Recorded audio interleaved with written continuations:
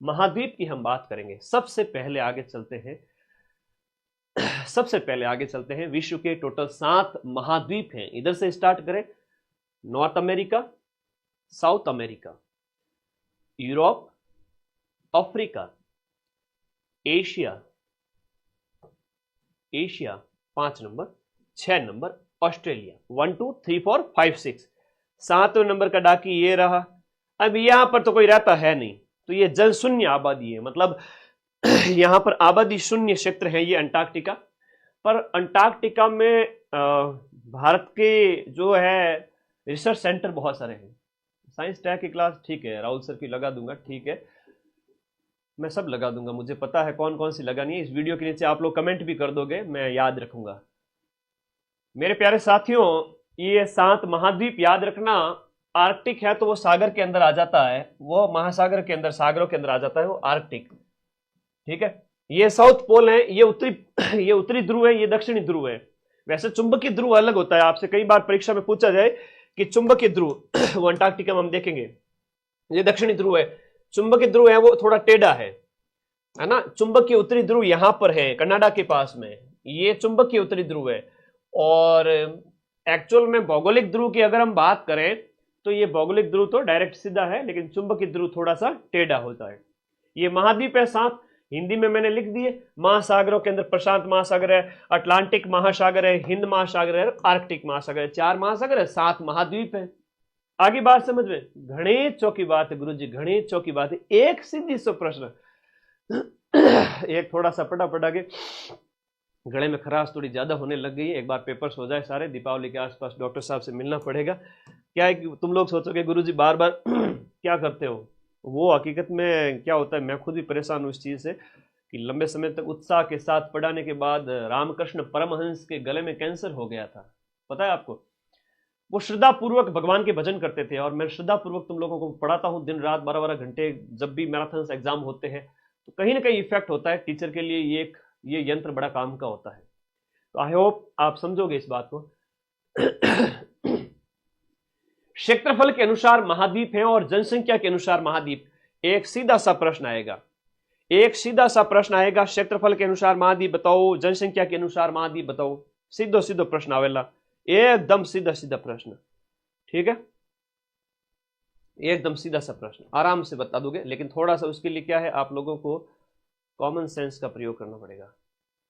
बात करें यहां पर, अरे हाँ, वो बोलने की वजह से प्रॉब्लम है, कोई खांसी नहीं है बेटा, बोलने की वजह से ज्यादा बोलते हैं तो स्वर तंत्र हिल जाते हैं, समझा करो। तुम भी कभी पढ़ाओगे तब पता चलेगा। ये क्षेत्रफल के अनुसार महाद्वीप है, ये जनसंख्या के अनुसार महाद्वीप है। थोड़ा सा ध्यान से सुनना मेरी बात को, कोई टेंशन वाली बात नहीं है। एशिया सबसे टॉपर है अपना, एशिया बच्चे पैदा करने के मामले में, चाइना इंडिया सबसे आगे, विश्व की लगभग 1/3 लेके बैठे हैं, ठीक है, ओके।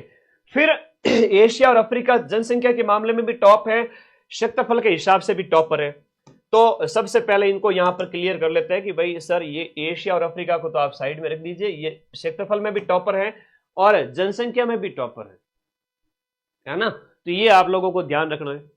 अच्छा, ये क्लास है वर्ल्ड ज्योग्राफी की है, तो सेकंड ग्रेड वालों के लिए भी तो रामबाण क्लास है, ठीक है, वरिष्ठ अध्यापक वालों के लिए भी। तो आगे आ जाओ। उत्तरी अमेरिका, दक्षिणी अमेरिका, उत्तरी अमेरिका, दक्षिण अमेरिका, उसके बाद में आता है, थोड़ा सा ध्यान दीजिए, नॉर्थ अमेरिका, साउथ अमेरिका। यहां पर देखो क्षेत्रफल के अनुसार एशिया, अफ्रीका, उत्तरी अमेरिका, दक्षिण अमेरिका, लेकिन जनसंख्या में उत्तरी अमेरिका, दक्षिण अमेरिका वो आपका चौथे और 5वें नंबर पे चला गया। तीसरे नंबर पे यूरोप आ गया, ठीक है, तीसरे नंबर पे यूरोप आ गया, क्योंकि यूरोप में बहुत सारे देश हैं, इस वजह से जनसंख्या होना लाजमी है। तो यूरोप तीसरे नंबर पे, उत्तरी अमेरिका, दक्षिण अमेरिका अपना जो सीक्वेंस है वो चौथे 5वें पे चला गया, जो तीसरे चौथे पे था वो चौथे 5वें पे चला गया। 3 4 4 5, 3 4 4 5, बीच में कौन आ गया गुरुजी? यूरोप आ गया। बीच में कौन आ गया? यूरोप आ गया। एक बीच में कौन आ गया? यूरोप आ गया। ये थोड़ा सा पढ़ लो, उसके बाद हम हर एक महाद्वीप की ओर चलेंगे, हर एक महाद्वीप की ओर। फिर अंटार्कटिका की बात करें तो गुरुजी क्षेत्रफल के अनुसार ऑस्ट्रेलिया का क्षेत्रफल तो सबसे कम होना चाहिए, ठीक है सर। अंटार्कटिका में जनसंख्या बिल्कुल भी नहीं रहती सर, बिल्कुल। तो सबसे लास्ट में हमने क्षेत्रफल में ऑस्ट्रेलिया को डाल दिया, सबसे छोटा सा है महाद्वीप अंटार्कटिका का क्षेत्रफल बहुत बड़ा है। जनसंख्या अंटार्कटिका में बिल्कुल लोग नहीं रहते, इस वजह से 7वें नंबर पे डाल दिया। ऑस्ट्रेलिया को क्षेत्रफल के हिसाब से, अंटार्कटिका को जनसंख्या के हिसाब से 7वें नंबर पे डाल दिया। फिर बारी आई उत्तरी अमेरिका दक्षिण अमेरिका के बाद में ऑस्ट्रेलिया डाल दिया, तो फिर अंटार्कटिका और यूरोप बचा। तो क्षेत्रफल में अंटार्कटिका का क्षेत्रफल ज्यादा है, यूरोप का क्षेत्रफल कम है। तो ये दोनों सेट हो गए 5वें छठे पे, और 30 चौथे पे यही थे। इधर हमने जनसंख्या की बात की तो यूरोप बीच में आके कूद पड़ गया, जैसे कि कालियो कूद पड़ियो मेले में। तो यहां हम बात करें एशिया अफ्रीका के बाद में यूरोप आ गया, यूरोप के बाद उत्तरी अमेरिका दक्षिण अमेरिका, तीसरा चौथा, चौथा पांचवा। बात हो रही है जनसंख्या की। जनसंख्या सबसे कम कहां पर सर? अरे सबसे कम जनसंख्या अंटार्कटिका में। डालो 7वें नंबर पर इसको। बच गया कौन? ऑस्ट्रेलिया। चौथा पांचवें के बाद में छठे नंबर पर ऑस्ट्रेलिया डाल दो। बात सीधी सी है, दिमाग में सेट कर लो, दिमाग लगा लो थोड़ा सा, मामला क्लियर है। आगे बढ़ते हैं। सबसे पहले एशिया कॉन्टिनेंट की बात करेंगे। दो तरह के मैप होते हैं, एक तो फिजिकल मैप होता है, एक पॉलिटिकल मैप होता है। ये फिजिकल मैप है यहाँ पर, और ये पॉलिटिकल मैप, फिजिकल दोनों साथ में है। देखो इसमें गोबी मरुस्थल है, और भी बहुत सारी चीजें बताई गई हैं, जिसको मैं पीडीएफ आपको दूं ना, तो आप लोग इसको अच्छे से देख लेना, पढ़ लेना, समझ लेना, ठीक है। और साथ साथ में मैं अभी समझाता भी जाऊंगा। हम बात करें विश्व की 60% जनसंख्या है वो आपके कहां पर है?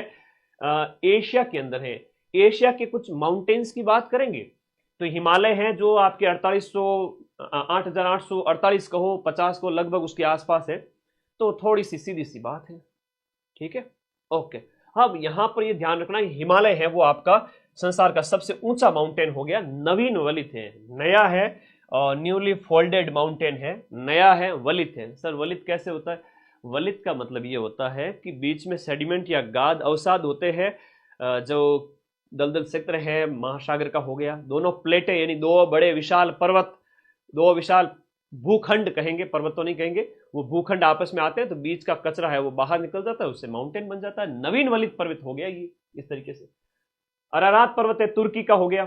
पामीर विश्व की छत कहलाता है, बहुत प्यारा क्वेश्चन है। विश्व की छत है वो आपका पामीर का पठार है, जो कजाकिस्तान किर्गिस्तान क्षेत्र के अंतर्गत, यहां पर कहेंगे पामीर का पठार, कजाकिस्तान किर्गिस्तान ये वाला जो क्षेत्र है, यहां पर पामीर का पठार है ना। पामीर गांठ जो है यहां पर इंडिया के उत्तर में, पामीर की गांठ जिसे कहते हैं।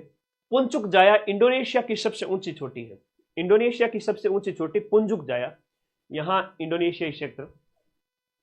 उसके बाद फ्यूजियामा पर्वत जो है वो ये जापान की सबसे ऊंची चोटी है। जापान कहां है सर? ये छोटा सा जो द्वीप है ना, ये आपका जापान है। ये अराकान योमा है वो हिमालय का ही प्रसार है। जो म्यांमार की सबसे ऊंची चोटी, जो म्यांमार की सबसे, अराकान योमा पर्वत म्यांमार के अंदर है। ये पर्वत कहां पर है? म्यांमार में। और इसकी सबसे ऊंची चोटी माउंट विक्टोरिया। थोड़ा ध्यान देना, यहां पर अराकान योमा की बात में इसकी बात कर रहा हूं। म्यांमार ये जो क्षेत्र है ये म्यांमार है, ये हिमालय पूरा क्षेत्र यहां आते आते इस तरह से जो फैला हुआ है हिमालय का विस्तार, वो अराकान योमा ही है। तो ये एशिया के जो कुछ माउंटेन है आपको याद रखने हैं, ठीक है। अब कुछ माउंटेन की फोटोज मैंने यहां पर लगाई हैं, आप लोग बड़े आराम से देखना। ये पीडीएफ का प्रिंट आउट निकलवा लेना, एक स्लाइड पे 4 फोटो लगा लेना, 30-40 रुपए के अंदर अंदर सारी चीजें मिल जाएगी। कुछ माउंटेन की फोटो है, जैसे तियान शान है, कुनलुन शान है, और भी बहुत सारी चीजें। यहां पर इंडिया के ऊपर जाओगे तो आपका अल्ताई श्रेणी है, जैसे मंगोलिया चाइना के बॉर्डर पर है, ये मंगोलिया है, ये मंगोलिया देश है। तो यहां पर अल्ताई श्रेणी देखने को मिलेगी, शियान श्रेणी है, ग्रेट खिंगन श्रेणी है, फ्यूजियामा जापान का है, आसो पर्वत भी जापान का है, ये जापान है, आसो पर्वत है।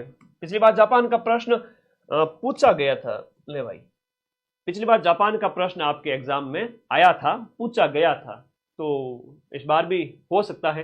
कई सारे माउंटेन वगैरह दिए गए, आगे पढ़ेंगे। एशिया के प्रमुख पर्वत हैं, उनका मैंने और फोटो लगाया है, थोड़ा आप लोग जूम करके देखना पीडीएफ के अंदर, ठीक है। फिलहाल के लिए जो मेन थे वो मैंने बता दिए। इसमें जो अपना हिंदू कुश है ये इंपोर्टेंट है, ठीक है। ये पामीर की पठार, जो पामीर की गांठ है वो इंपोर्टेंट है। कुनलुन पर्वत है, इंपोर्टेंट है, ठीक है। अल्ताई वगैरह मैंने बता दिए सारे, ठीक है। अब एशिया के कुछ प्रमुख पठार हैं, एशिया के प्रमुख पठार हैं, उनकी बात करेंगे। एशिया के प्रमुख पठार, ठीक है। बहुत इंपोर्टेंट पठार बता रहा हूं, एक एक चीज बहुत शानदार वाली। आप लोगों को बहुत ज़्यादा टेंशन नहीं लेनी है। इवन आरपीएससी ने सेकंड ग्रेड का भी पेपर पूछा था, उसमें सिर्फ और सिर्फ कौन सा माउंटेन किस देश में स्थित है इतना ही पूछा था। जैसे मुझे याद है एपेनाइन पर्वत का पूछा था, अभी सितंबर में पेपर हुआ 7 सितंबर को। एपेनाइन पर्वत कौन से देश में स्थित है, तो एपेनाइन है वो इटली में स्थित है। तो इतना सही पूछा है, उससे ज़्यादा कुछ भी नहीं पूछा। तो उतना तो मैं इस क्लास में से मिला दूंगा। अकॉर्डिंग टू सिलेबस पेपर आया तो आपके मैक्सिमम क्वेश्चन 80% 90% इस वर्ल्ड ज्योग्राफी के इस क्लास से आ जाएंगे। ठीक है, करंट अफेयर्स वीडियो का कहाँ से पढ़े, मैं करवा दूंगा, इंडिया वर्ल्ड राजस्थान तीनों करवा दूंगा। 2-4 दिन का समय दो मुझे। प्रमुख पठार में एक तो अनातोलिया का पठार है जो मोस्ट इंपोर्टेंट है, वो तुर्की के अंदर है। तुर्की यूरोप में भी है और एशिया में भी प्रसार है इसका। ठीक है, यहां पर ईरान का पठार है, तिब्बत का पठार, विश्व का सबसे बड़ा और सबसे ऊंचा पठार है तिब्बत का पठार। ये वाला जो आपका तिब्बत का जो क्षेत्र है वो आपका तिब्बत का पठार यहां पर। विश्व का सबसे बड़ा सबसे ऊंचा तिब्बत का पठार। और पामीर की गांठ आप लोगों को याद रखनी है, विश्व की छत जिसे कहते हैं, तिब्बत का पठार याद रखना है। शान का पठार है वो आपका म्यांमार के अंदर है, यहां पर शान का पठार। तो अनातोलिया भी इंपोर्टेंट है, कई बार एग्जाम में आता है, आप लोगों को थोड़ा सा ध्यान रखना है। ठीक है, आगे चलो। विश्व की सबसे बड़ी झील है जो कैस्पियन सागर है, विश्व की सबसे बड़ी झील है हम जिनकी बात करें, कैस्पियन सागर है। कैस्पियन सागर विश्व की सबसे बड़ी झील, एशिया के अंदर ही यहां पर ये रही कैस्पियन सागर, यहां पर आती है। ठीक है, कैस्पियन सागर यहां पर आती है। और विश्व की सबसे गहरी झील जो बैकॉल झील है, जो कि रशिया के अंदर स्थित है, बैकॉल झील, लेक बैकॉल है। लेक बैकॉल कहां है सर, ये रही लेक बैकॉल। लेक बैकॉल ये रही जो रामसर में भी शामिल है, लेक बैकॉल। तो लेक बैकॉल के संबंध में विश्व धरोहर के अंदर है, विश्व की सबसे गहरी झील है। एक बार तो एक आदमी यूरोप के अंदर है, यूरोप के अंदर एक ग्रेट कॉन्स्टेंटा झील है, वो भी काफी गहरी है और डरावनी भी है। एक आदमी सर्दियों में उसको पार करके जा रहा था अपने घोड़े के ऊपर, झील जमी हुई थी, और उस ग्रेट कॉन्स्टेंटा झील को पार करके दूसरे छोर पर गया। किसी व्यक्ति ने उसको कहा कि तुझे पता है तो अभी जिसके ऊपर से आया वो ग्रेट कॉन्स्टेंटा झील थी। उस बच्चे वो सोचा जमीन होगी, इतना सुनते ही वो दिल के दौरा पड़ने से मर गया। तो ग्रेट कॉन्स्टेंटा झील यूरोप के अंदर बड़ी डरावनी है। यूरोप के अंदर एक उत्तरी सागर है, नॉर्दर्न सी है इंग्लैंड के पास में, उत्तरी सागर, वहां पर इतनी खतरनाक लहरें चलती है कि वहां जहाज, अगर आप यूट्यूब पे सर्च करोगे ना, नॉर्थ सी, खतरनाक तो हवाएं चलती हैं, इतना दुर्गम वो रास्ता है कि पूछो ही मत। आप डर जाओगे उस वीडियो को अगर देखा तो, है ना, डर जाओगे, मतलब थोड़ा सा होता ना, रोमांच से भर जाओगे, इतना खतरनाक जगह भी है क्या। नॉर्थ सी है यूरोप के अंदर। तो हम बात कर रहे थे एशिया की सबसे बड़ी झील है वो कैस्पियन झील है, वो मैंने मैप में बता दी। आपकी बैकॉल झील मैंने रशिया के अंदर बता दी आपको। ठीक है, और विश्व की सबसे बड़ी कॉल्डेरा झील है वो टोबा झील है, इंडोनेशिया के अंदर है। देखो कॉल्डेरा क्या होता है सर, देखो कॉल्डेरा मतलब जब भी ये इस प्रकार से कोई माउंटेन होता है, इस माउंटेन के ऊपर मान लो ये ज्वालामुखी फट रहा है, छोटी सी जगह है जहां से क्या है, ज्वालामुखी फट रहा है, यहां से भी कोई छोटा सा छेद हो गया, छोटे छेद हो गए, छोटे छोटे छेद है, बहुत सारे छोटे छोटे छेद है जिन्हें कहते हैं क्रेटर। क्या कहते हैं, क्रेटर। और इन क्रेटर में अगर पानी भर जाए तो उसे कहते हैं क्रेटर झील। और राजस्थान में भी एक क्रेटर झील है, बताओ कहां पर है, जिसे अभी भू विरासत स्थल का दर्जा दिया गया था। क्रेटर, कई बार एक बड़ा धमाका होता है ज्वालामुखी का तो सारे क्रेटर ध्वस्त हो जाते हैं और एक बड़ा खड्डा बन जाता है, और इस बड़े खड्डे को क्या कहते हैं, कॉल्डेरा कहते हैं। इस बड़े खड्डे को कहते हैं कॉल्डेरा। और इसमें जब पानी भर जाए तो इसमें क्या कहेंगे इसको, इसमें जब पानी भर जाए तो भाई, इसमें जब पानी भर जाए तो उसे कहेंगे कॉल्डेरा झील। और इससे पहले जो छोटे छोटे छेद थे वो तो थे क्रेटर, और बाद में जब बड़ा सारे क्रेटर एक साथ मिल गए बड़े धमाके से, एक साथ ढह गए, और ढहने के बाद में बड़ा जो खड्डा बन गया वो हो गया कॉल्डेरा। तो कॉल्डेरा झील की बात हो रही। विश्व की सबसे बड़ी जो कॉल्डेरा झील है वो टोबा झील इंडोनेशिया के अंदर है। टोबा झील इंडोनेशिया, इंडोनेशिया कहां है सर, ये रहा इंडोनेशिया। ठीक है, इंडोनेशिया, यहां पर टोबा झील है, यहाँ लेक बैकाल है, ये कैस्पियन सागर है ना। एशिया का मैप दिया हुआ, पूरा मैप है, ये कैस्पियन सागर है, तो कैस्पियन झील भी कहेंगे इस तरह से।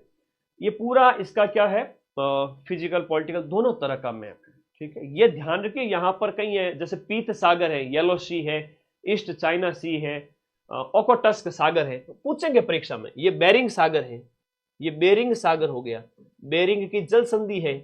आपसे पूछेंगे बेरिंग की जल संधि किसको अलग करती है, तो आप कहोगे बेरिंग की जो जल संधि है ना सर, ये आपके अमेरिका और रशिया को अलग करती है। और यहां से इंटरनेशनल डेट लाइन गुजरती है, इंटरनेशनल जो है आपकी डेट लाइन गुजरती है, ये डेट लाइन है, इंटरनेशनल डेट लाइन। ये टाइम लाइन है जो यहां से गुजरती है, इंग्लैंड से जो समय रेखा गुजरती है वो तिथि रेखा है। ये क्या है, यहां से गुजरती है तिथि रेखा। तो ये थोड़ा सा वर्ल्ड मैप में पता होना चाहिए आप लोगों को, ध्यान रखिएगा इस चीज को। बेरिंग जल संधि बिल्कुल यूएसए एंड रशिया को अलग करती है, बिल्कुल शाबाश। और बैकाल भी याद रखो। ये देखो ओखोटस्क सागर का पूछा गया था प्रश्न, ये ओखोटस्क है जापान के पास में, ओखोटस्क सागर। और ये आपका पीला सागर है, पीला सागर। कई सारी चीजें दी हुई, फिलीपींस सागर है, साउथ चाइना सी है, सुलू सागर है, सिलेबस सागर है, बांडा सागर है, बांडा देखो, अराफुरा सागर है, ये ऑस्ट्रेलिया के साथ बताऊंगा, ठीक है। और ओमान की खाड़ी है, पर्शियन की खाड़ी है, पर्शिया की खाड़ी है। तो चलिए ये आप लोगों को याद रखने हैं। और एक है मृत सागर जो जॉर्डन इजराइल सीमा पर है, विश्व का सबसे निम्नतम बिंदु है ना। मृत सागर जो इजराइल जॉर्डन की सीमा पर है, इजराइल जॉर्डन की सीमा पर आपका इजराइल जॉर्डन यहां पर है, मृत सागर ये रहा इजराइल, तो इजराइल और जॉर्डन की सीमा पर मृत सागर। जो मृत सागर में क्या सैलिनिटी ज्यादा है, सैलिनिटी का मतलब होता है कि लवणता बहुत ज्यादा है। कहते हैं कि कोई व्यक्ति अगर उसमें गिर जाए तो डूबता नहीं है, हालांकि डूब जाता है लेकिन लंबे समय तक थोड़ा उसे बचाया जा सकता है, वो चीज है, थोड़ा ध्यान रखिए इस चीज में। सैलिनिटी मतलब लवणता ज्यादा है, लवणता प्रति हजार में मापी जाती है, लवणता इस तरह से मापी जाती है जैसे औसतन होती है 34 33 34 प्रति हजार, ये लवणता होती है। झीलों की लवणता, झीलों की महासागरों की लवणता है वो प्रति 1000 ग्राम के हिसाब से मापी जाती है। अब एशिया की कुछ फेमस झीलें हैं, ये तो इंटरनेट देता है, मैंने तुम लोगों के लिए बढ़िया बढ़िया फोटोग्राफ्स यहाँ पर लगा दिए, शानदार चीजें। ये पीडीएफ तुम्हारे पास आएगा ना तो तुम्हें बड़ा मजा आ जाएगा, ठीक है, बहुत ही शानदार चीजें, ए टू जेड, ओके, बढ़िया तरीके से। यूराल हम कह रहे हैं झीलों के अंदर, वान झील है जो आपकी टर्की के अंदर इंपोर्टेंट है, बालकाश झील कजाकिस्तान में, बैकाल रशिया के अंदर है, लोकुनूर मंगोलिया रशिया, पेंगोंग झील है जो आपकी लद्दाख वहां पर है। हाँ जी, आगे देखो, कैस्पियन झील होगी, टोनले सब झील कंबोडिया की होगी, टोबा झील है वो आपकी इंडोनेशिया की होगी। टोबा झील कहां की होगी, इंडोनेशिया, इंडोनेशिया में टोबा झील है, अभी बताया था मैंने आप लोगों को, ठीक है, बढ़िया बढ़िया चीजें सारी सारी। तो ये झीलें आप लोगों को याद रखनी। अब major lakes of the world, अब विश्व की प्रमुख झीलें हैं वो इसी एक मानचित्र में दी हुई है, थोड़ा सा दिमाग लगाओगे समझ में आ जाएगी। अमेरिका से स्टार्ट करें तो ग्रेट बियर लेक है, फिर आपका ग्रेट स्लेव लेक है, लेक विनपिंग है अमेरिका में, साल्ट लेक है, लेक मिशिगन है, इरी है, ओंटारियो है, यूरन है, सुपीरियर है, और आपका ये जो देखा जाए 5 जिले बहुत इंपोर्टेंट है। ये 5 जिले जो अमेरिका में है वो बहुत ज्यादा इंपोर्टेंट है, ये प्रश्न कई बार एग्जाम में आता है। 5 जिले, फिर टिटिकाका है, हर एक महाद्वीप की पढ़ेंगे, लेकिन हम यहाँ सिर्फ एशिया की पढ़ेंगे। तो आपकी वान झील होगी, बालकस होगी, और इसके अलावा जो लेक बैकाल होगी, ये इस तरह से एशिया की जिले आप लोगों को याद रखनी है। विश्व की सारी जिले हर एक मैप में मैं बताता जाऊंगा, डरना नहीं है। अंग्रेजी के शब्द पढ़ नहीं सकते, इतने तो होशियार हो, इतने लंबे समय से आप लोगों ने पढ़ाई की है, छोटे छोटे सामान्य से शब्द हैं, थोड़ा प्यार करना सीखो। अरे पढ़ाई से आ जाओ। एशिया की प्रमुख नदियां, एशिया की प्रमुख नदियों में बात करें तो विश्व एशिया की सबसे लंबी नदी है वो यांसी नदी है, जो आपके चीन से होकर के बहती है। यांसी नदी है वो एशिया की सबसे लंबी नदी है, जिसकी लंबाई है वो 6300 किलोमीटर है, और तिब्बत के पठार से निकलती है। तिब्बत के पठार से इंडिया के नॉर्थ ईस्ट की बात करें, सिर्फ आपकी क्लास से सिलेक्शन हो जाएगा क्या? सुमित बेटा पिछले 1 साल से क्या कर रहे थे? मैं आपको इतना कह रहा था कि बैच में पूरे साल जम के पढ़ो, लास्ट में जबरदस्त रिवीजन कराऊंगा। अगर आपने मेरी बात मानी है तो सिलेक्शन से कोई रोक ही नहीं सकता। अगर आप सोचते हो कि लास्ट में 15-20 दिन में आके सिलेक्शन ले लेंगे, तो भाई आप लोगों को मेहनत करने की जरूरत है। ऐसे बच्चों को वापस से कहूंगा, शुरू से पढ़ो, 6 महीने बैच के अंदर जम के पढ़ो, और फिर क्वेश्चन ना मिले तो मेरे से कहना, ठीक है। 10-15 दिन में पेपर नहीं निकलता है, 10-15 दिन में रिवीजन होता है, ओके। तो पढ़ाई में इन्वेस्ट करना सीखो, कई सारी चीजें होती है। यांसी नदी एशिया की सबसे लंबी नदी, तिब्बत के पठार से यहाँ से निकलती है और पूरी चीन सागर में जाकर गिर जाती है। और वांगी नदी जिसे हम पीली नदी कहते हैं, वो चीन का शोक कहलाती है। ये चीन का शोक क्यों कहलाती है? क्योंकि कोई भी नदी है वो बाढ़ लेकर आती है, इस वजह से तबाही मचाती है। तबाही मचाने के कारण उसे हम क्या कहेंगे? शोक, मतलब सोरो, सोरो ऑफ चाइना। एशिया की सेकंड सबसे लंबी नदी वांगी नदी या पीली, पीली वांगी या यांसी, एक ये होगी, वांगी पीली एक ही बात है। यांसी चाइना की नदी, चाओ फ्राई नदी बाकी को भूल जाओ, कोई मतलब नहीं है, थाईलैंड बैंकॉक की है। लीना नदी है वो बैकाल पर्वत यानी कि आपके लेफ्ट साइड तक बहती है, रूस की सबसे लंबी नदियों के अंदर। हालांकि वोल्गा की बात करेंगे तो वोल्गा यूरोप में आ जाती है, वोल्गा यूरोप में आ जाती है, रूस से निकलती है, लेकिन रूस की सबसे लंबी नदी नहीं है। रूस की सबसे लंबी नदी लीना है। दजला फरात है वो इराक की है। इरावदी नदी है जिसे म्यांमार की गंगा कहते हैं, वो म्यांमार में बहती है। अब ये नदियों का मैप मैंने दिया हुआ है, अच्छे से देख लेना, इसमें कोई दिक्कत नहीं है। अभी मैंने बात किसकी की थी? आपकी यांसी नदी, ये है आपकी यांसी नदी, ये यांसी है जो यहाँ से ऐसे बहती है। और एक है येलो नदी, ये आपकी पीली नदी, दिख रही है, ये पीली नदी है ना, ये तिब्बत के पठार है, ये तिब्बत प्लेट्यू है, यहाँ से ये पीली नदी निकलती है ऐसे, और बीजिंग देखो पास में है। इधर आपका यांसी है, तो ये यांसी यहाँ से होते आगे जाएगी, और पर्ल हो गई, इधर मैकोंग नदी हो गई, ये मैकोंग है, मैकोंग, ये सब म्यांमार वगैरह में याद रखना, मैकोंग, मैकोंग रिवर। तो नदियों के नाम याद रखने पड़ेंगे। मैकोंग रिवर है। अच्छा, ये यारलुंग सांगपो किसका नाम है बताओ? यारलुंग सांगपो किसका नाम है? लिखा हुआ है Yarlung Tsangpo, Yarlung Tsangpo, Yarlung Tsangpo, Yarlung Tsangpo कौन सी नदी का नाम है बताइए कमेंट बॉक्स में।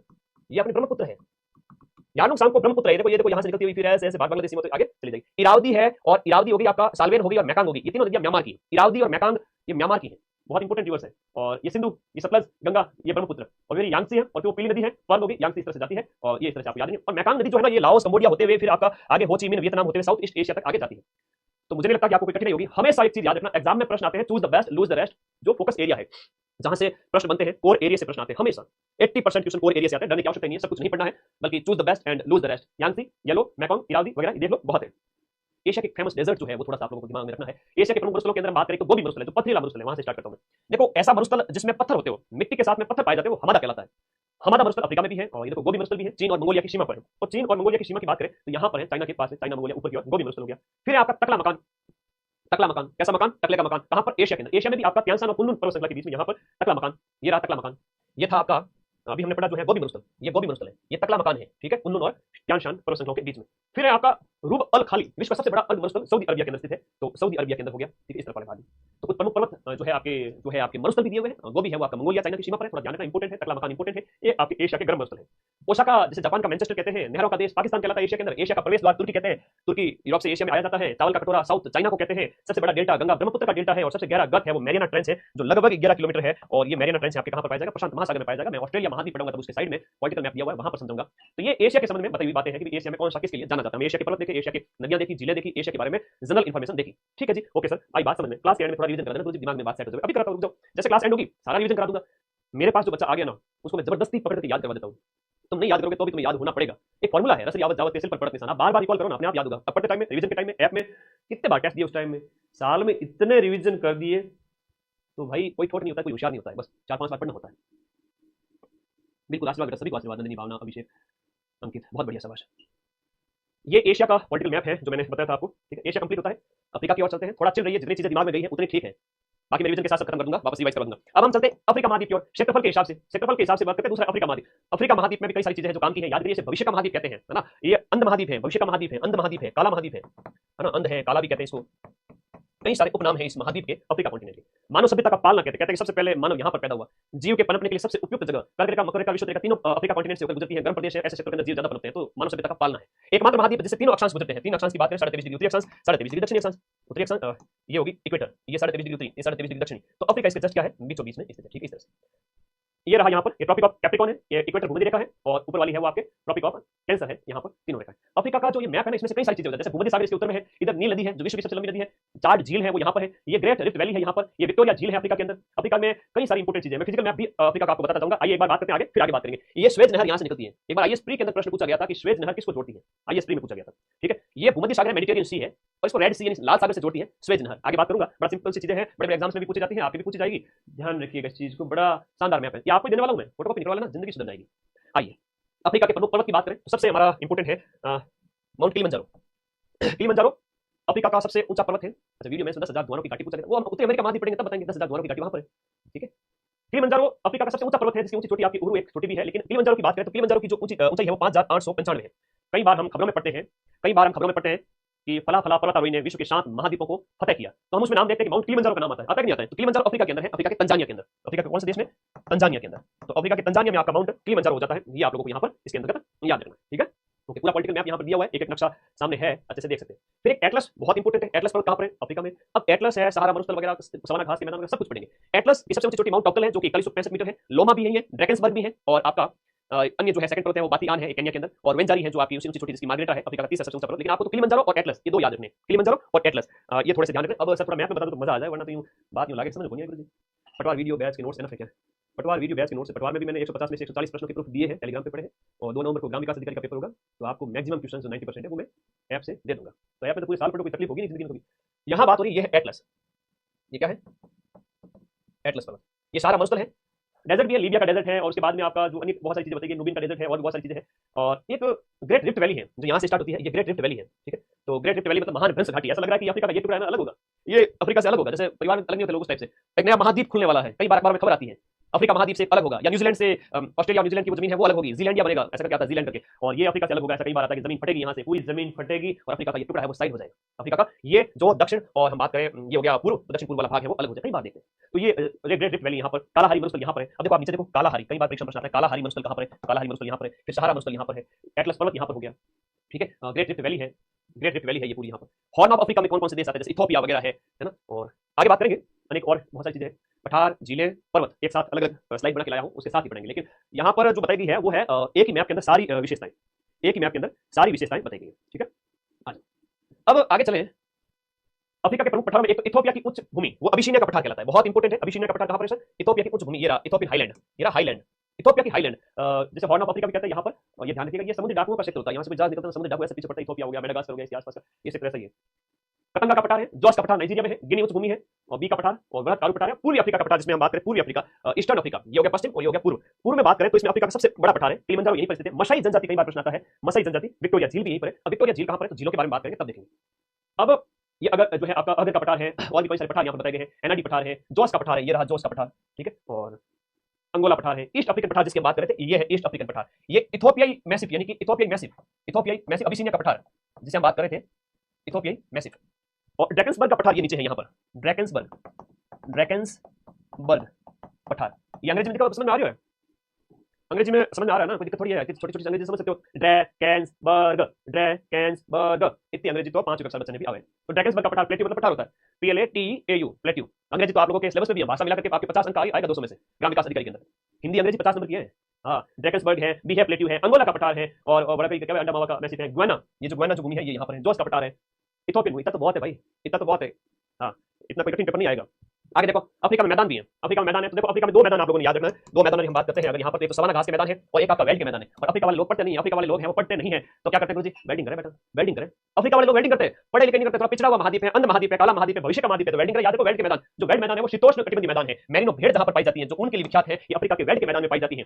बात हुई शीतोष्ण कटिबंध, शीतोष्ण का मतलब है जहां सर्दी आनी स्टार्ट हो जाए, थोड़ा नीचे की ओर जाना स्टार्ट करते हो, जब आप इस गोले के अंदर, इस पृथ्वी वाले गोले के अंदर जब आप कभी थोड़ा अंटार्कटिका की ओर जाने लगो, शीतोष्ण आना स्टार्ट हो जाएगा, ऊपर आर्कटिक की ओर जाना स्टार्ट करोगे, क्या आना स्टार्ट हो जाएगा, शीतोष्ण क्षेत्र आना स्टार्ट हो जाएगा, जहां पर शीत भी पड़ेगी और उष्ण मतलब गर्मी भी रहेगी। आई बात समझ में? ओके, हाँ दे सकते हैं पेपर, दे सकते हैं। आगे आ जाओ, नेक्स्ट अगले प्रश्न की ओर। सवाना घास के मैदान जिसे एलिफेंटा घास पाई जाती है, बहुत इंपॉर्टेंट है, एलिफेंटा घास कहां पाई जाती है, सवाना घास के मैदान के अंदर। सवाना कहां पर है, मैंने अभी आपको बताया था, यहाँ पर ये जो मरुस्थल वगैरह सारी चीजें बताना, सवाना उत्तर की ओर आपके जो अफ्रीका का जो अभी मैप देखा हमने उसके अंदर। तो सवाना घास के मैदान उष्णकटिबंधीय घास है, उष्णकटिबंध का मतलब हो गया अफ्रीका के उत्तर की ओर, अफ्रीका के उत्तर की ओर सवाना घास के मैदान पाए जाएंगे। और यहाँ एलिफेंटा घास है, इधर वेल्ड के मैदान है तो दक्षिण की ओर थोड़ा सेरेगेंटी मैदान है, विश्व के सबसे बड़े मैदानों में से एक, सेरेगेंटी मैदान भी यहीं पर है, सेरेगेंटी मैदान भी यहीं। ओके, आपने 8 क्वेश्चन का बोला वर्ल्ड ज्योग्राफी में। बेटा ऐसी बात है, जो वर्ल्ड ज्योग्राफी के जो सिलेबस में जितना कहा गया है ना कि भाई 30 क्वेश्चन आएंगे, 30 अंक का आएगा, और 30 अंक के लिए 3 सब्जेक्ट दिए हैं, Rajasthan geography, India geography, world geography. अगर हम मोटा-मोटी देखें तो तीनों से 10 क्वेश्चन, 8 क्वेश्चन यानी 24 क्वेश्चन, तो इस हिसाब से मैंने लिखा, ठीक है। ओके, आगे आ जाओ।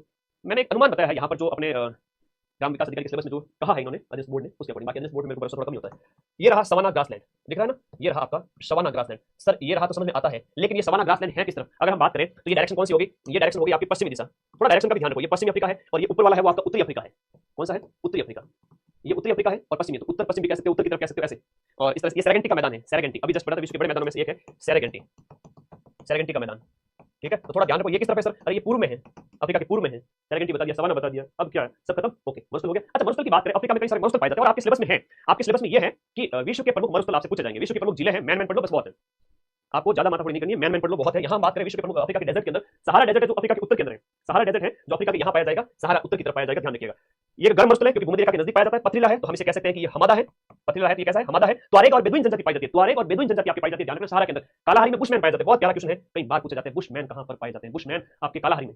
ये भी अरब मरुस्थल। नामीब है वो कोहरे से ढके बालू का स्तूपों के कारण विश्व धरोहर में शामिल है, नामीब है, कालाहारी है और सहारा है, नामीब है, कालाहारी है और ये कालाहारी यहाँ पर है दक्षिण में, ये सहारा मरुस्थल हो गया। और ये साहेल क्षेत्र है, साहेल क्षेत्र, ये साहेल क्षेत्र, ये भी अफ्रीका के अंदर, याद रखिएगा, ठीक है। ओके, तो ये नाम न्यूबियन डेजर्ट, न्यूबियन डेजर्ट अलग अलग जो है अफ्रीका के हमने देखे हैं। मरुस्थल, मरुस्थल के बाद महान भ्रंश घाटी देखते हैं, great rift valley of Africa, Botswana से यहाँ से स्टार्ट होती है और फिर यहाँ पर देखो हॉर्न ऑफ अफ्रीका वहां तक आती है। हॉर्न ऑफ अफ्रीका के आगे कौन सा है सर? ये देखो लाल सागर समाप्त होता है, वहां तक आती है, ठीक है। तो वहां तक है, ये याद रखिएगा, ग्रेट रिफ्ट वैली अरब प्रायद्वीप और पूर्वी अफ्रीका में स्थित है। ये अरब प्रायद्वीप यहाँ से स्टार्ट होता है, ये अरब प्रायद्वीप है और यहाँ लास्ट में है आपका पूर्वी अफ्रीका। तो परीक्षा में प्रश्न आपसे पूछा जाएगा ग्रेट रिफ्ट वैली किस तरफ स्थित है, तो आप कहोगे ग्रेट रिफ्ट वैली अफ्रीका के पूर्वी दिशा में स्थित है, बात खत्म। अफ्रीका की झीलों की बात करते हैं, सीधा सा प्रश्न आएगा, बताइए अफ्रीका के अंदर जो विक्टोरिया झील है, सीधी सी प्रश्न कि विक्टोरिया झील कहां है अफ्रीका में? केन्या, युगांडा, तंजानिया में स्थित है। यहां पर आप देखोगे ग्रेट लेक विक्टोरिया, ये रही लेक विक्टोरिया। लेक विक्टोरिया जहां मैंने यहां पर निशान बनाया है आपको, विक्टोरिया झील केन्या, युगांडा, तंजानिया में अफ्रीका की सबसे बड़ी झील है, बहुत इंपॉर्टेंट है। जब अफ्रीका की सबसे बड़ी झील है जो आपके केन्या, युगांडा, तंजानिया में है, कहां पर है सर? ये दक्षिण है और ये पूर्व है आपका। तो आप कहोगे कि लगभग आपकी पूरी दिशा की तरफ या मध्य भाग की तरफ कह सकते हो। टंगनाइका झील है विश्व की सबसे लंबी और विश्व की सबसे लंबी झील है आपकी टंगनाइका झील, ये रही टंगनाइका झील। ये तो अफ्रीका की टांग होगी और ये विक्टोरिया होगी, तो विक्टोरिया की टांग टंगनाइका याद हो जाएगा, ठीक है। तो ये आपकी विश्व की सबसे लंबी झील में से एक है और दूसरी सबसे गहरी है। चार झील है, चार की बात की तो लेक चार्ड यहाँ पर है, लेक चार्ड मध्य केंद्र है। लेक टाना है वो कहां पर है सर? लेक टाना पूर्व की तरफ है, लेक चार्ड मध्य में है और चार झील भी रामसर साइड में है। असल झील है ओगुटा झील है, अफ्रीका का सबसे निम्नतम बिंदु, मोस्ट इंपोर्टेंट, आरपीएससी ने पूछा था अभी, आरपीएससी द्वारा पूछा गया प्रश्न, आपका किसी भी महाद्वीप का सबसे ऊंचा बिंदु और सबसे नीचा बिंदु ये दिमाग में होना चाहिए। किसी भी महाद्वीप का सर्वोच्च बिंदु और किसी भी महाद्वीप का सबसे निम्नतम बिंदु, ये आपके सिलेबस में मतलब मैं कहूं तो क्या है कि सबसे निम्नतम बिंदु और सबसे उच्चतम बिंदु आपको बताना चाहिए। अब मुझे कमेंट बॉक्स में बताओ आप सभी साथी, अफ्रीका का सबसे ऊंचा बिंदु कौन सा है? अफ्रीका का सर्वोच्च बिंदु 5800 मीटर लगभग, वो है आपका माउंट किलिमंजारो। माउंट किलिमंजारो है, ठीक है। माउंट किलिमंजारो सबसे ऊंचा है, तो सबसे निम्नतम है वो आपका असल झील है, और ये गहरी झील है, असल झील है वो आपकी गहरी झील है। तो यहाँ पर ये सारी झीलें दी हुई है, लैक चार्ड है, टाना है, अल्बर्ट है, तुर्काना, तुर्काना झील है, तुर्काना झील, तुर्काना, तुर्काना झील भी आपके कहां पर है? अफ्रीका के अंदर है। विक्टोरिया होगी, लैक न्यासा, न्यासा झील कहां पर है? ये भी आपके कहां पर? अफ्रीका के अंदर है। लो भाई, ओगुटा झील है, तो वो भी नाइजीरिया के अंदर, ओगुटा झील। तो अफ्रीका की झीलें दिमाग में सेट हुई कि नहीं हुई? हाँ, ओके, आ गया जो इतनी चीजें दिमाग में सेट हो गई है, तो फिर आगे चलते हैं। फिर है आपका अफ्रीका की कुछ नदियां हैं, जिनमें हम बात करेंगे अफ्रीका की सबसे जो लंबी नदी, नील नदी। नील नदी की बात करते हैं, विश्व की सबसे लंबी नदी 6650 किलोमीटर लंबी है, मिस्र के लिए उपहार है, और मिस्र के किसानों को फैलहा कहते हैं, काहिरा वगैरह यही पर स्थित है। अफ्रीका की नदियां, नील नदी अफ्रीका की सबसे लंबी नदी है। ये रही नाइल रिवर, हम बात करें यहाँ पर जो नील नील नदी, ये कहाँ जाकर गिरती है? भूमध्य सागर में, भूमध्य सागर में जाकर के आपकी नील नदी गिरती है। 6650, विश्व की सबसे लंबी नदी नील है। अमेजॉन है वो दक्षिण अमेरिका में है, वो दूसरे नंबर पर है, ध्यान रखना। मिसिसिपी मिसौरी कहाँ है? वो देव, हम वहां चलेंगे उत्तरी अमेरिका, तब पढ़ेंगे आपको। तो नील नदी सबसे लंबी नदी विश्व की। उसके बाद हम बात करें वोल्टा नदी है, ये भी अफ्रीका की, नाम याद कर लो, बहुत है। क्षेत्रफल की दृष्टि से विश्व की बड़ी और मानव निर्मित झील है। क्षेत्रफल की दृष्टि से विश्व की सबसे बड़ी मानव निर्मित जो आपकी झील है यहाँ पर वोल्टा नदी के ऊपर। नाइजर झील है, जिसे घुमाव वाली या मोड़ वाली नदी भी कहते हैं, नाइजर झील है। कांगो नदी है, तो विश्व रेखा को 2 बार काटती है। बड़ा प्यारा प्रश्न, इंपोर्टेंट है। हमारे यहाँ राजस्थान के अंदर बात करें तो माही नदी है, वो कर्क रेखा को 2 बार काटती है, और ऐसा प्रश्न आता है कि विश्व रेखा या भूमध्य रेखा को 2 बार काटने वाली नदी कौन सी है? तो वो कांगो है, कांगो काटती है, ऐसे दिमाग में सेट करो। विश्व की सबसे गहरी और दूसरी सबसे बड़ी झील, सेकंड सॉरी, विश्व की कांगो विश्व की दूसरी बड़ी नहीं है, अफ्रीका की दूसरी बड़ी कह सकते हैं आप। विश्व की गहरी नदी में से एक होगी आप, अफ्रीका की दूसरी सबसे लंबी नदी आप इसे कहोगे। लिम्पोपो एक बहुत इंपोर्टेंट नदी है, लिम्पोपो नदी है, वो मकर रेखा को 2 बार काटती है। वेरी इंपोर्टेंट क्वेश्चन है, कर्क रेखा को 2 बार कौन काटती है? कर्क रेखा को 2 बार काटती है अपनी माही नदी, ठीक है। अपन मकर रेखा की बात करते हैं तो मकर को 2 बार कौन काटती है? लिम्पोपो रिवर काटती है, लिम्पोपो। और इस तरफ कांगो की बात करें तो कांगो है वो विश्व रेखा को काटती है, विश्व रेखा 0 डिग्री अक्षांश, और विश्व को काटती है आपकी कांगो नदी। कौन सी? कांगो नदी। नील नदी के बारे में बता दिया था, ये पूरा मैप है जहां पर आपको कांगो नदी दिख रही है, और इसके अलावा नाइजर नदी दिख रही है, और नील नदी है, लेक विक्टोरिया है, ज़ैम्बेजी है, ठीक है। लिम्पोपो साउथ में है, ज़ैम्बेजी, ज़ैम्बेजी ये रही। लिम्पोपो साउथ में दिख रही है आप लोगों को, लिम्पोपो नदी ये रही। ऑरेंज नदी, अब ये प्रश्न सीधा सीधा आ जाए कि भाई ऑरेंज नदी कहां पर है, तो बताइए ऑरेंज नदी भी अफ्रीका के अंदर है। तो भाई अफ्रीका के दक्षिण के अंदर 3 बड़ी नदियां, ऑरेंज है, लिम्पोपो है, ज़ैम्बेजी। फिर लेक न्यासा है, लेक टंगनिका है, विक्टोरिया है, लेक चाड है, नील नदी है, रेड सी को जोड़ती है, स्वेज कैनाल है, ये आपको दिख रही है, स्वेज नहर दिख रही है, स्वेज नहर दिख रही है। मुझे नहीं लगता कि बड़े से प्यार करने वाले विद्यार्थी को ये समझ नहीं आया होगा, आराम से समझ में आ रहा है, बहुत आसान है। एक चीज है, पढ़ाई से प्यार करना सीखो, ठीक है। लास्ट के 15-20 दिन आते हैं, सिलेक्शन करा दो भाई, जब बच्चों को पढ़ा रहे थे साल भर से, उसमें कहाँ गए थे? तो भाई अपनी आदतें सुधार लेना, कोई ऐसा बच्चा है तो बढ़िया तरीके से पूरे 6 महीने पढ़ो। सुएज नहर जो 1800 में बनी आपके, और ये लाल सागर और भूमध्य सागर, रेड सी को मेडिटेरियन सी से जोड़ती है। सिनाई प्रायद्वीप लाल सागर के उत्तर में स्थित है, ठीक है, लाल सागर के उत्तर में, ये लाल सागर के उत्तर में सिनाई प्रायद्वीप, ये आपको दिख रहा है, 3 तरफ से पानी से घिरा हुआ क्षेत्र होता है, उसे प्रायद्वीप कहते हैं, जैसे भारत का दक्षिण प्रायद्वीप है। बाबल मैंडेब, ये जल संधि लाल सागर को अदन की खाड़ी से जोड़ती है, अफ्रीका को एशिया से अलग करने वाली कौन सी है? अफ्रीका को एशिया से अलग करके बाबल मैंडेब जल संधि, बाबल मैंडेब जल संधि अफ्रीका को एशिया से अलग करती है। इधर एशिया आ जाएगा, इधर एशिया आ जाएगा, इधर अफ्रीका आ जाएगा। जल संधि मतलब पतला पतला पानी का संकरा रास्ता, यूरोप महाद्वीप। अफ्रीका की झीलें बता दी, नदियां बता दी, पठार बता दी, पहाड़ बता दिए, और क्या बता दी?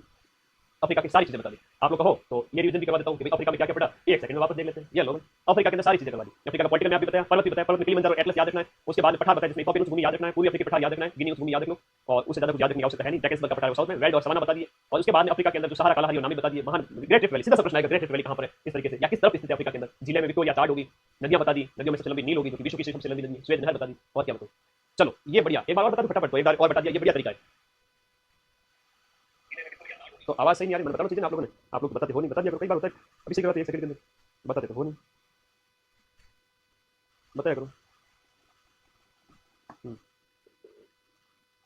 सही है। एशिया अफ्रीका इतना फटाफट नहीं बता दो, इतनी देर के बाद डिटेल में वॉइस चेक करो भैया, पीछे वॉइस चेक करो, वॉइस ध्यान रखो तुम भाई, बच्चे पढ़ते हैं टीम से करिए, ओके इट्स ओके, कोई दिक्कत नहीं। इतना सफिशिएंट है क्या? कमेंट आया हुआ है, नहीं भी बता देना। मैं हमेशा एक चीज बताता हूँ, जो आप कहते हो इतना सफिशिएंट है क्या सर, उस बच्चे की ये बड़ी बात बोलता हूँ, इतना ही सफिशिएंट होता है। दुनिया भर का पूरे साल पढ़ लिया, लास्ट में इतना सा पढ़ लो, रिवाइज कर लो अपने नोट्स को।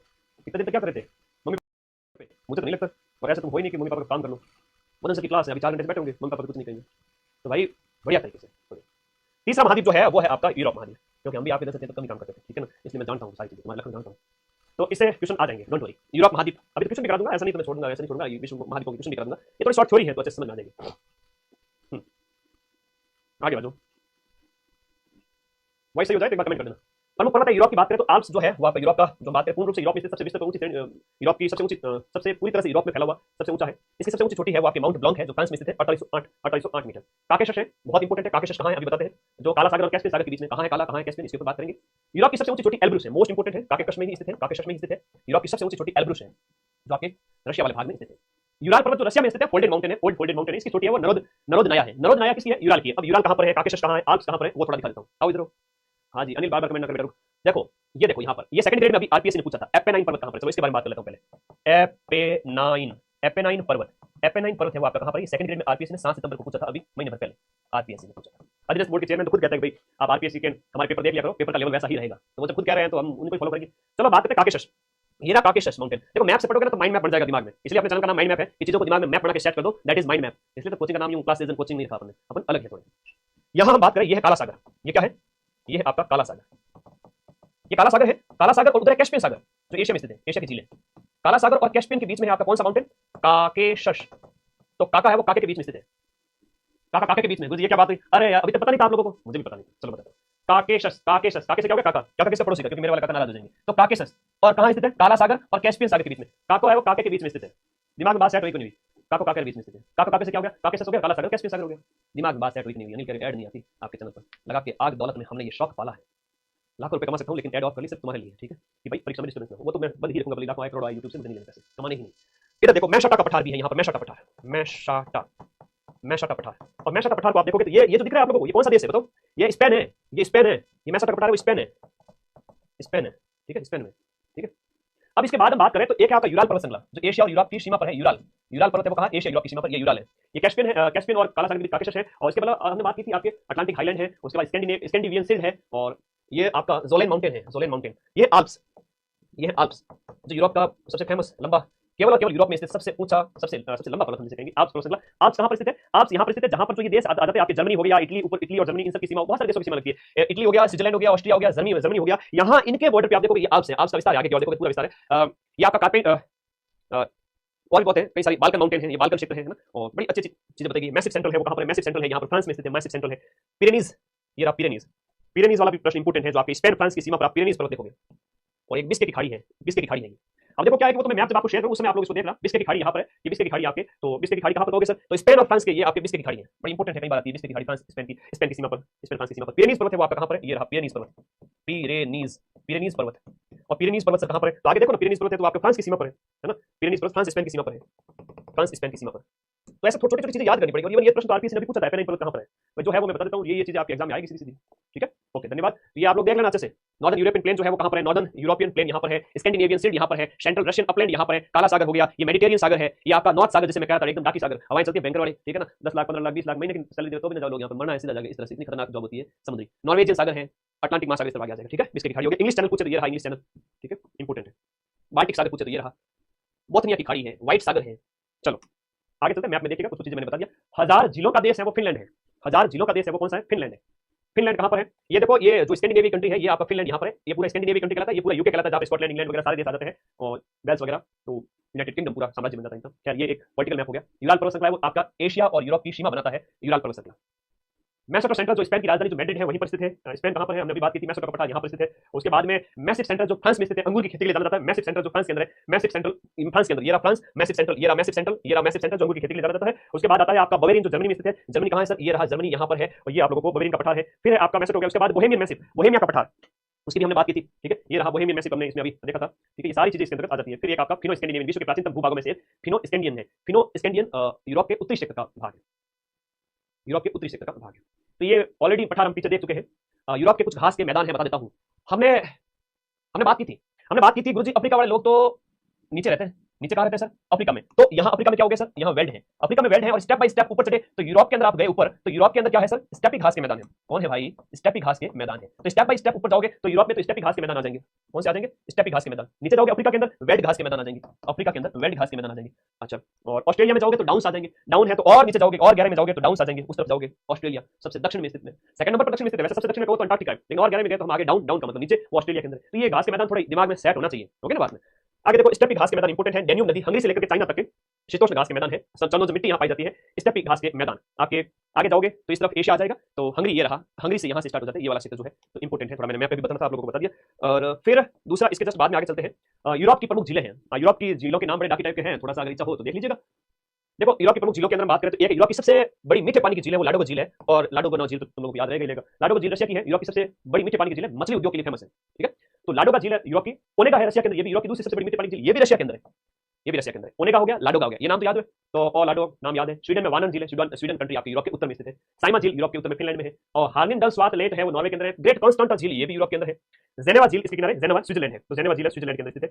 अब नदियों की बात करते हैं। अच्छा प्रश्न आता है यूरोप के अंदर सबसे लंबी नदी कौन सी है? वोल्गा रिवर है। वोल्गा कहां से आती है सर? वोल्गा रशिया से आती है।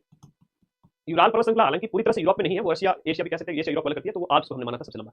वोल्गा नदी जो यूरोप की सबसे लंबी है 3530 किलोमीटर लंबी है और रशिया से आती है, और यूरोप की सबसे लंबी नदी है वोल्गा, यूरोप रशिया से आती है। ठीक है, ओके, इंपॉर्टेंट है। लोआर नदी फ्रांस की सबसे लंबी नदी है। अब देखो ना मैप देखिए, ये रही आपकी वोल्गा जो आपके कैस्पियन सागर में गिरती है। वोल्गा जाकर कहां गिरेगी? कैस्पियन में गिरेगी। फिर आपकी डॉन है, डेनिबर है, डेन्यूब है, ओडर है, एल्ब है, राइन नदी है। ये आप लोगों को थोड़ा सा याद रखना है पॉलिटिकल मैप के साथ में। आप थोड़ा सा वापस देख लेते हैं, यूरोप की नदी में डेन्यूब है, यूरोप की दूसरी सबसे लंबी नदी, सबसे ज्यादा 10 देशों से होकर गुजरती है। ठीक है, और फिर राइन नदी है जो आल्प्स पर्वत से निकलती है, ब्रंस घाटी में बहने वाली विश्व की सबसे लंबी नदी राइन नदी है, भी जर्मनी वगैरह सबसे होती रहती है। राइन नदी जो है आपके ब्रंस घाटी के अंदर बहने वाली विश्व की सबसे लंबी नदी। ब्रंस घाटी की बात आती है तो बात आती है नर्मदा ताप्ती की, वो भी आपके सतपुड़ा और विंध्याचल के बीच में बात है। ब्रंस घाटी यानी कि जो दरारी क्षेत्र है उसमें से होकर चलती है। ग्रेट रिफ्ट वैली अफ्रीका के अंदर वो भी एक ब्रंस घाटी का उदाहरण है, जहां जमीन फट गई है और वो जो बीच क्रैक आ गया है वो ब्रंस घाटी कहलाती है। जमीन का क्रैक ही क्या कहलाता है? ब्रंस घाटी। पो नदी इटली की गंगा कहलाती है। लो पो तो पो है इटली की सबसे लंबी। इटली में पो है, एपेनाइन पर्वत श्रृंखला भी है, थोड़ा ध्यान रखना, याद है वाला। रूस का मैनचेस्टर इवानोवा को कहते हैं ब्रेड बास्केट ऑफ यूरोप, इसे यूक्रेन को कहते हैं ब्रेड बास्केट, ब्रेड के लिए, इसके लिए यूक्रेन रशिया के बॉर्डर पे। जल संधियां जिसमें इंग्लिश चैनल है, हमने बात की थी यहाँ पर जब मैप देखा था। ये मैं मैप थोड़ा सा नीचे ले आता हूँ आप लोगों को बताने के लिए। तुम लोगों को पता ही नहीं है कितना प्रेम करता हूं तुम लोगों से, एक एक चीज बढ़िया तरीके से। कभी पटवारी में सब कुछ पढ़ा रखा था, इसलिए मैं उतना सीरियस नहीं हो रहा हूं, क्योंकि मुझे पता है राजस्थान जी के पूरा पढ़ा चुका हूं पूरा, क्योंकि तुम लोगों को परेशान करूं। 2025 के पेपर, 2024 के पेपर, टेलीग्राम में जाओ पढ़ो मजे से। कुछ एक नए टॉपिक है, मैथ वगैरह करवा दूंगा। बेफिक्र होकर देखते आओ, वीडियो की पोस्ट बढ़ेगी, ये 1000 से 1500 प्लस हो सकती है। बढ़िया पेपर देते आओ, कट ऑफ नीचे जा सकती है। इंग्लिश चैनल की बात करें, ये इंग्लिश चैनल यहाँ पर हमने बात की थी, ये है इंग्लिश चैनल। ठीक है, इंग्लिश चैनल अटलांटिक महासागर उत्तरी सागर को जोड़ता है। ये उत्तरी सागर नॉर्थ सी है और ये आपका अटलांटिक महासागर आगे आ जाएगा, दोनों को जोड़ता है इंग्लिश चैनल, जो कई बार तैराकी के लिए बड़ा विश्व प्रसिद्ध है। इंग्लैंड और फ्रांस को अलग करता है इंग्लिश चैनल। किसको अलग करता है? इंग्लैंड और फ्रांस। यहाँ पर फ्रांस हो गया, ये इंग्लैंड हो गया, इंग्लैंड और फ्रांस दोनों को अलग करता है इंग्लिश चैनल। फिर जिब्राल्टर है, बहुत इंपॉर्टेंट है, जिब्राल्टर का प्रश्न आता है भाई। अब देखो जिब्राल्टर जल संधि की बात है, भूमध्य सागर की कुंजी कहते हैं इसको, यूरोप और अफ्रीका को अलग करती है जिब्राल्टर जल संधि। जिब्राल्टर जल संधि यूरोप और अफ्रीका को अलग करती है जिब्राल्टर। ये रहा आपका भूमध्य सागर, ये रहा अफ्रीका, ये रहा यूरोप, फ्रांस, स्पेन। तो ऊपर हो गया स्पेन और नीचे हो गया आपका अफ्रीका। इनके बीच में जो जल संधि है ये आपकी कहा है? Gibraltar, Gibraltar. तो भाई जो जिब्राल्टर जो जल संधि है, जिब्राल्टर जो जल संधि है वो यूरोप और किसको अलग करती है? भूमध्य सागर की कुंजी कहलाती है। सर भूमध्य सागर की कुंजी की ऑफ मेडिटेरियन सी क्यों कहलाती है? कि भाई भूमध्य सागर में एंट्री मारने के लिए आपको यहीं से जाना पड़ेगा। ये पूरा का पूरा देखो, ये सार्डिनिया वगैरह इटली के जो द्वीप है, सिसिली है, सार्डिनिया, ये सिसिली है, ये सार्डिनिया, सिसिली द्वीप पर आप सबको पता है ज्वालामुखी वगैरह उसके लिए फेमस है, और ये आप लोगों को याद रखना है। ठीक है, ओके।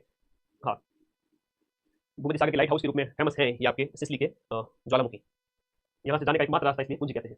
भूमध्य सागर और अटलांटिक महासागर को जोड़ती है आपकी जिब्राल्टर वाली। तो मैंने जिब्राल्टर समझा दी, इंग्लिश चैनल समझा दिया, अलग से कुछ समझने की जरूरत है नहीं। ये इंग्लिश चैनल जो आपके उत्तरी सागर और अटलांटिक महासागर इधर आ जाएगा, उसको अलग उसको जोड़ता है, और आपका इधर जो है आपका जो है उत्तर में इंग्लैंड हो गया। इधर हमने जिब्राल्टर की बात की, तो जिब्राल्टर है वो आपको लेके जाता है भूमध्य सागर में। बात सिंपल सी है ना, बहुत मेहनत पीडीएफ लगी, 2-2.5 घंटा खड़ा पीडीएफ, पहले कंटेंट तैयार करने में कई दिन लगते हैं, एकदम खुद का हाथ का बनाया हुआ देसी घी का कंटेंट है। ठीक है, और फिर उसमें मैप ऐड किए, फॉर्मेटिंग करनी होती है तो लाइव आ जाता है, तो थोड़ा सा चीजें ऐड करनी थी, इसलिए थोड़ा सा क्लास लाइव होते टाइम मेरे 10-15 मिनट लेट होती है हमेशा।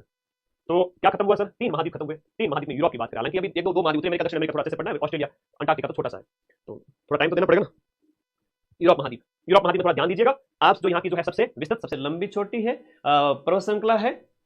ओके, ले गुरुजी, नदियां महाद्वीपों के साथ कंप्लीट करवा दिए ऐप के अंदर। महाद्वीपों की मुझे 10 क्लास लगी करवाने में, उसमें सारी नदियां हो गई बेटा, फिर भी कह दिया कर नदी नदी नदी, सब करवा दिए महाद्वीप के साथ, सारा हो गया।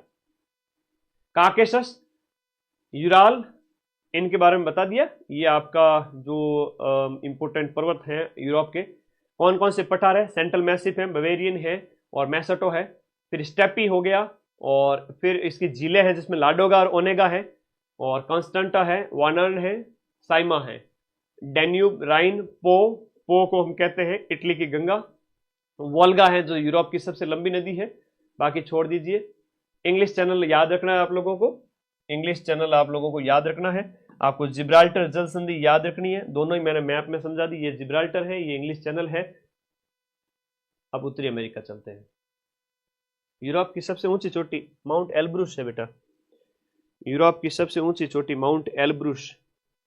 एल्ब्रुस कराई को नहीं गई, माउंट एल्ब्रुस यूरोप की सबसे ऊंची चोटी माउंट एल्ब्रुस है, बिल्कुल। चलो, आवाज वगैरह सही है? आज हो। अब हम आगे बढ़ चुके हैं। आज तो पर्वत श्रृंखला उसका एक छोटी है, हम कहेंगे यूरोप की एल्ब्रुस है। नॉर्थ अमेरिका की बात करेंगे। उत्तरी अमेरिका की बात करें तो सबसे पहले तो नॉर्थ अमेरिका की हम बात कर लेते हैं। यहाँ पे नॉर्थ अमेरिका के अंदर जो आप देखोगे, ये तो physical map of north America है, ये political map of north America है। कनाडा ऊपर है, फिर यूनाइटेड स्टेट्स ऑफ अमेरिका है, और जिसमें 50 स्टेट है जो संघ है राज्यों का, और ये मैक्सिको है। ये कंट्री मेनली याद रखनी है, ये अलास्का है जो यहाँ पर अमेरिका का ही पार्ट है, ठीक है। 1000 द्वारों की घाटी यहीं पर है। आपने जो अभी कहा था ना कि सर 1000 द्वारों की घाटी कहाँ पर है, 1000 द्वारों की घाटी। अब ये क्या होती है 1000 द्वारों की घाटी? यदि अलास्का के अंदर ही है, अलास्का आपका अमेरिका का ही है, ठीक है, अलास्का यूएसए का है। जमीन में से क्या है कि वो धुआंरे निकलते रहते हैं, धुआं निकलता रहता है, ऐसा लगता है कि किसी ने आग जला दी हो। वो भूगर्भिक क्रियाएं हैं, तो इस वजह से उसे 1000 द्वारों की घाटी कहते हैं। जगह जगह से धुआं निकलते रहते हैं, तो 1000 द्वारों की घाटी है। ये पॉलिटिकल मैप है, कनाडा है, अमेरिका है, मैक्सिको है। आप लोग नौकरी लगे उसके बाद घूमने जाएं विश्व के भ्रमण पर तो यहाँ जा सकते हैं। थोड़ा सा एक ध्यान रखना कि फिजिकल मैप में जब हम इसमें देखते हैं ना, फिजिकल मैप में एक आपका जो पर्वत श्रृंखला है इसके अंतर्गत जो पर्वत आता है रॉकी पर्वत। तो रॉकी पर्वत कहां पर है? ये अमेरिका महाद्वीप में है, उत्तरी अमेरिका में। और आल्प्स पूछे तो वो आपका यूरोप में। एक प्रश्न आता है अपलेशियन, ये आरपीएससी ने अभी सेकंड ग्रेड में जैसे पूछा था यहां पर कि अपलेशियन की अपना जो अरावली पर्वत श्रृंखला है इसकी तुलना अपलेशियन से की जाती है, क्योंकि ये भी पुराना है इस वजह से। और अरावली 55 करोड़ साल पुराना है, 55 से 65, तो इस तरह से याद रखना अपलेशियन पर्वत। अब आप कहोगे कि सर उत्तरी अमेरिका महाद्वीप जो है, उत्तरी अमेरिका महाद्वीप में देखो इधर अटलांटिक महासागर हो गया, इसके पूर्व दिशा की तरफ, पश्चिमी दिशा की तरफ जाओगे तो प्रशांत महासागर हो गया, पूर्वी दिशा की तरफ जाओगे तो अटलांटिक महासागर हो गया। इधर हडसन की खाड़ी है, इधर बैफिन आइलैंड है, बैफिन की खाड़ी है, ग्रीनलैंड है, ब्यूफोर्ट सागर है। अब आपसे पूछे ब्यूफोर्ट सागर कहाँ है? ब्यूफोर्ट सागर उत्तर में है अमेरिका के। बेरिंग सागर है, तो बेरिंग सागर, बेरिंग जल संधि आपसे पूछी जाती है, जो अमेरिका और रसिया को अलग करती है, बेरिंग जल संधि है। इतना तो दिमाग में रहना चाहिए। अब ग्रेट प्लेन है, अमेरिका का महान मैदान जो है ग्रेट प्लेन यहाँ है, ठीक है। और रॉकी पर्वत श्रृंखला हो गई। अपलेशियन और रॉकी दोनों याद रखने, रॉकी और अपलेशियन ये अमेरिका के पर्वत है, ध्यान रखना है। अब थोड़ा आगे चलते हैं, ठीक है, आगे चले। अमेरिका की सबसे ऊंची चोटी, उत्तरी अमेरिका की सबसे ऊंची चोटी है, वो कौन सी है? माउंट मैकिनले है। माउंट मैकिनले है, जिसे माउंट देनाली भी कहा गया है, जो आपकी 6184 मीटर ऊंची है। ये माउंट मैकिनले उत्तरी अमेरिका की सबसे ऊंची चोटी, जो आपको यहां पर देखने को मिलेगी अलास्का साइड में। सेंट इलियास श्रेणी की सर्वोच्च चोटी है वो लोगान कनाडा में है। रॉकी पर्वत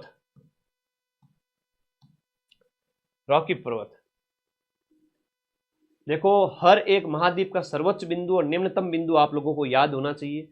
हमने माउंट मैकिनले की बात कही तो वो रॉकी में नहीं आएगा, या उसकी ऊंची चोटी है माउंट एल्बर्ट है, वो अलग है, ये अलग है। अमेरिका, उत्तरी अमेरिका महाद्वीप की सर्वोच्च चोटी आप लोगों को याद रखनी है माउंट मैकिनले।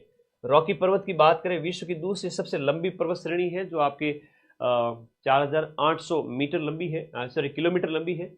शियरा नेवादा भी विश्व का एक खंड पर्वत है, ब्लॉक माउंटेन आपका कहलाता है। शियरा नेवादा वेरी इंपॉर्टेंट अमेरिका में, जिसकी ऊंची चोटी का नाम विटनी है, ठीक है। और विश्व का सबसे बड़ा पेड़ जिसे सिकोया, ये भी अमेरिका की खासियत है। उत्तरी अमेरिका की सबसे बड़ी अल्पाइन झील है वो ताहो झील है। ये छोड़ो, मैक्सिको की सबसे ऊंची चोटी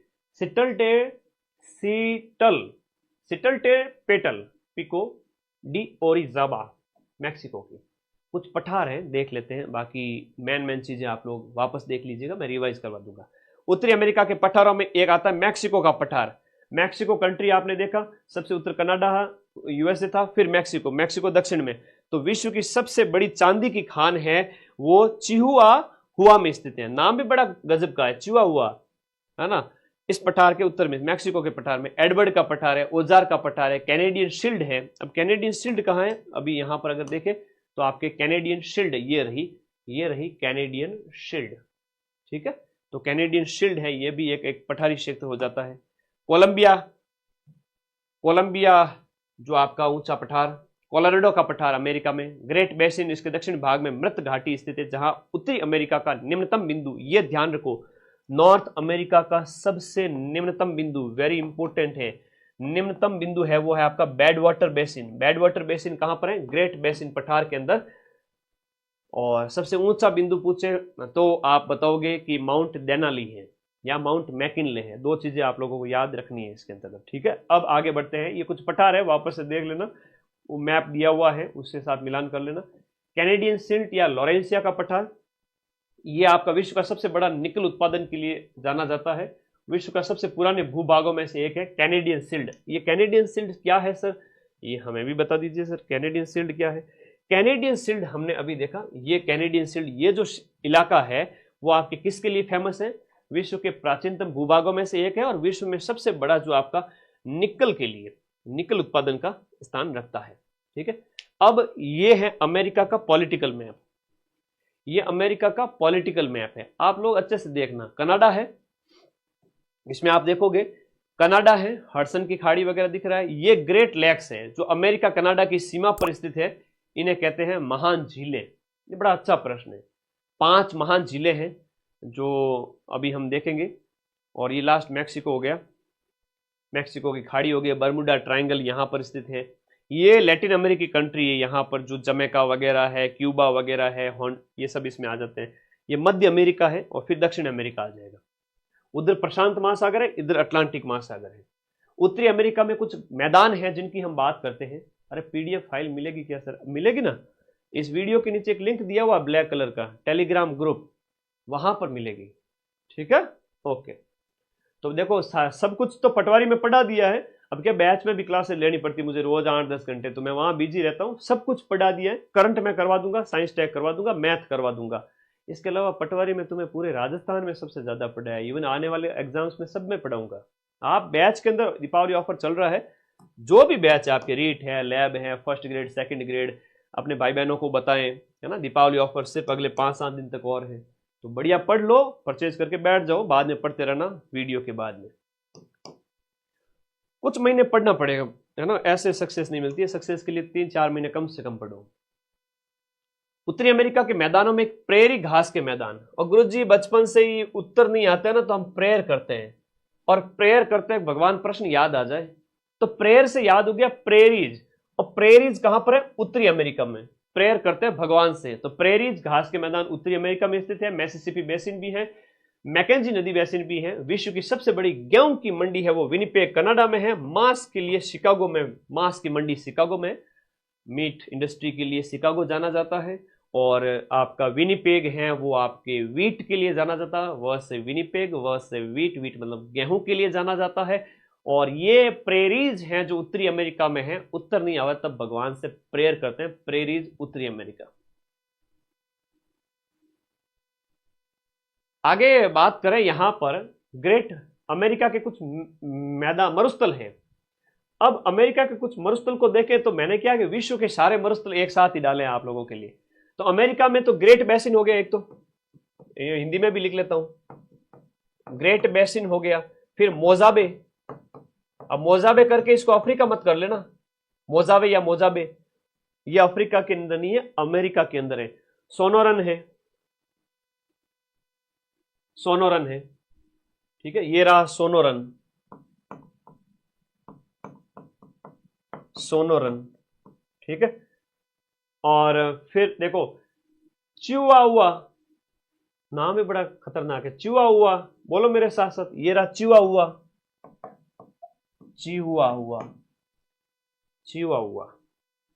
देखो चिवाहुआ मरुस्थल है, नॉर्थ अमेरिका का सबसे बड़ा गर्म मरुस्थल है चिवाहुआ।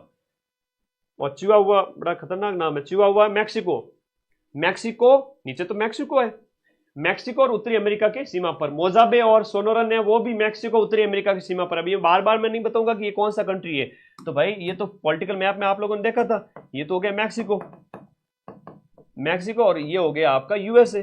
तो मैक्सिको और यूएसए की सीमा पर आपका मोजाबे भी है, चिवाहुआ भी है और सोनोरन भी है। तो चिवाहुआ, सोनोरन और मोजाबे, ये तो ना उत्तरी अमेरिका का सबसे छोटा मरुस्थल है, और ग्रेट बेसिन मरुस्थल ये भी आपके उत्तरी अमेरिका में। अरे याद हुए क्या उत्तरी अमेरिका के मरुस्थल? डेजर्ट, डेजर्ट हमेशा अधिकांशतः देखा गया है कि महाद्वीपों के कहां पाए जाते हैं? पश्चिमी भाग में पाए जाते हैं। कोई भी महाद्वीप देख लो, जैसे हमने अफ्रीका की भी बात की, महाद्वीप के पश्चिम में डेजर्ट होते हैं। डेजर्ट कहां पर होते हैं? पश्चिम में। आगे आ जाओ, ये मरुस्थल देख लिए, नॉर्मल नाम है, मोई तो याद हो गया, घणी चौकी बात है, गुजर बोय ता याद हो गया जन, घणी चौकी बात है, मने खुशी हुई, मारे कलेजे ने ठंडक पहुंची। न्यूजीलैंड में कैंटरबरी है, अफ्रीका और ऑस्ट्रेलिया में सब ठीक है, बहुत बढ़िया, शाबाश, प्यार हो गया तुम लोगों को पढ़ाई से। आगे आ जाओ, ये प्रेम पढ़ाई का जो है ना वो हमेशा जिंदगी में आगे लेके जाता है। कई बच्चे होते हैं कि प्यार नहीं करते पढ़ाई से, तो प्रेम करना सीखो, दिल लगाओ पढ़ाई में, बहुत मन लगेगा। प्रमुख झीलें हैं, ग्रेट बेयर झील है जो पूर्ण रूप से कनाडा में स्थित है, उत्तरी अमेरिका में। मीठे पानी की एक झील है जिसका नाम है ग्रेट बेयर झील है। इसके लिए तो मुझे तुम्हें ये मैप दिखाना पड़ेगा। ग्रेट बेयर झील ये रही बेयर झील, ठीक है। बेयर झील आपके कनाडा में, ये कनाडा की सबसे बड़ी मीठे पानी की झील है, ठीक है। फिर है ग्रेट स्लेव झील, ग्रेट स्लेव झील, स्लेव झील, स्लेव झील। अब तुम लोग डरा मत करो अमेरिका के नाम से, अमेरिका क्या कहता था, तुम लोग क्या हो, और हम कहते हैं कि हम, वो डायलॉग सुना होगा, उस तरीके से थोड़ा याद रखा करो, है ना, सोशल मीडिया घूमते रहते हो तो भाई वो वाली बात है। अब तुम लोग पढ़ लिख चुके हो, आज़ादी के कितने साल हो चुके हैं, हम 80 साल से भी ज़्यादा हो चुके हैं, 100 साल होने वाले आज़ादी के। अब तो अमेरिका को पीछे छोड़ो, सारी चीज़ें देखो, पढ़ो, पढ़ाई में होशियार बनो। देखो स्लेव लेक है, बियर लेक है, ये सब कनाडा की। फिर है आपकी अथाबास्का झील, अथाबास्का झील ग्रेट स्लेव हो गई। अथाबास्का भी आपके कहां पर है? अथाबास्का, नाम बड़ा यूं यहां लिखते हैं हिंदी में तब, अथाबास्का, अथाबास्का। ये सभी किसकी बता रहा हूं मैं? कनाडा की बता रहा हूं। विनीपेग झील है, विनीपेग दिख रही है, ये भी आपके, अच्छा रेंडियर झील है, रेंडियर झील है, तो यहां पर ये रही रेंडियर झील, रेंडियर झील, रेंडियर, ये रेंडियर झील है। महाद्वीप आपके सिलेबस में, महासागर होते तो मैं सारे महासागर बताता, उनकी गर्म धाराएं, जल ठंडी धाराएं वगैरह, लेकिन मुझे लगता नहीं सिलेबस में है, नहीं तो फिर आउट ऑफ सिलेबस नहीं पढ़ना चाहिए। विनीपेग झील की बात करें, विनीपेग ये रही, ये विनीपेग है यहाँ पर, विनीपेग झील, विनीपेग झील यहाँ पर है, लेक विनीपेग, विनीपेग है तो आपके कनाडा में। मैप में सब कुछ क्लियर है कि ये कनाडा के अंदर है, विनीपेग है। विनीपेग के बाद कौन सा पैग है? ग्रेट साल्ट लेक, उत्तरी अमेरिका की सबसे बड़ी झील है, मोस्ट इंपोर्टेंट है, मोस्ट इंपोर्टेंट है, उत्तरी अमेरिका की सबसे बड़ी झील ग्रेट साल्ट लेक।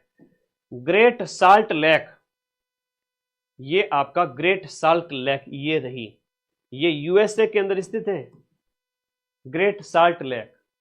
बड़ी अच्छी चीज है, ज्योग्राफी बहुत शानदार सब्जेक्ट होता है, मैप से सब कुछ क्लियर हो जाता है।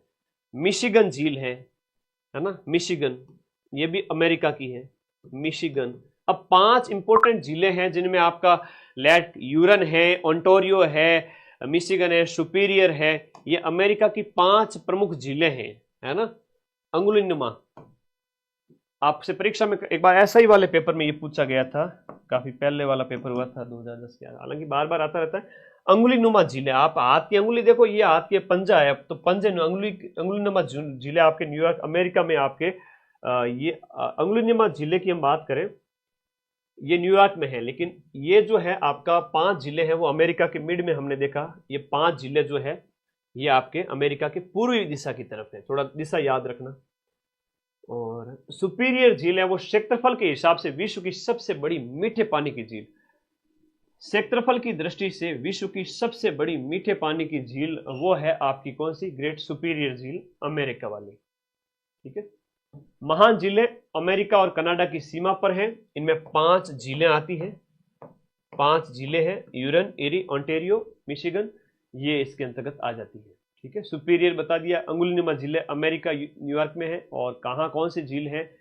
रेंडियर हो गया, अथाबास्का हो गया, ग्रेट स्लेव हो गया, ग्रेट बियर लेक हो गया, ये सब कनाडा की हैं। ये सब जो मैंने बताई थी अभी तक, ये सारी झीलें कहाँ की थी? ये कनाडा की झीलें हैं। इससे ऊपर वाली सारी कनाडा की हैं। ओके, ठीक है, मामला ठीक है। पहले ज्योग्राफी बोरिंग लगता था, अब मजा आ रहा है। हाँ, शुरू मजबूरी में किए थे, अब मजा आ रहा है। शाबाश, अब मजा आ रहा है तो मजा ही आएगा। माइंड मैप के साथ जुड़े हुए रहोगे तो ठीक है। सब्सक्राइब कर लो, अगली क्लास भी आने वाली है जल्द ही। अब ये झीलें तो सारी कर ली हमने। झीलों के बाद आगे चलते हैं। अमेरिका की कुछ फेमस नदियां हैं, पर्वत भी देख लिए, पठार भी देख लिए, सारी चीजें